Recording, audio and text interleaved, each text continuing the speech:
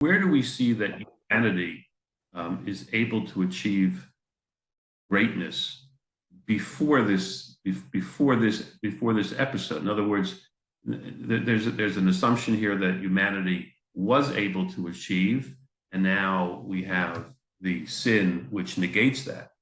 What's the source for the greatness of humanity before the sin? Okay, so that's like a really good question. I'll say two things.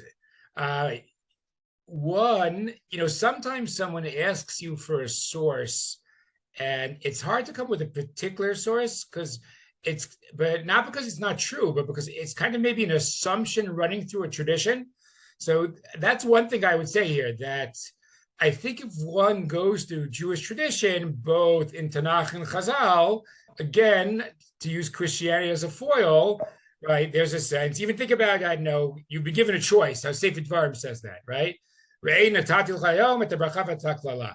And it seems pretty clear that humanity could choose, right? They could choose to adhere to the word of God and follow Jewish ideals, and they could choose to reject it. And I think going through Chazal, one again gets the very same sense. And it's very hard to find a source which says, oh, actually, you can't do it on, again, I admit, if you went to the totality of Chazal, you could probably find one or two sources. But I certainly think the main thrust is against the idea that you need help. Even to give you an example, okay, vicarious atonement, this idea that somebody else dies on your behalf, I can't say it has no place in Judaism. I could think of one or two sources, but I do think it's safe to say it plays a much, much more minimal role than it does in Christian thought.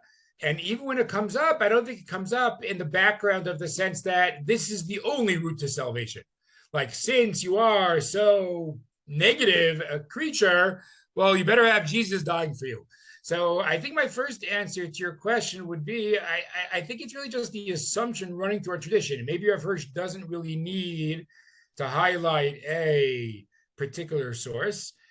If he wanted to, I do think there are certain things he could highlight. Let's say the famous passage in Tehillim Perek Chet, which talks about both the difficulty of humanity, but how humanity is almost like the angels, right? So I think, again, I don't know if I could quote a pasuk before Perek Gimel. I agree with you.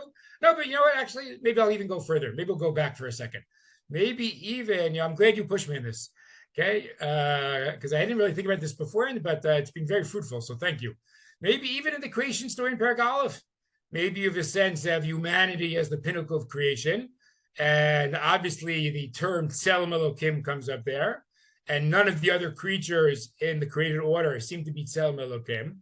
So maybe that also is giving a certain dignity and majesty to who humanity is. So maybe Rav Hirsch would say, read Perek Aleph carefully.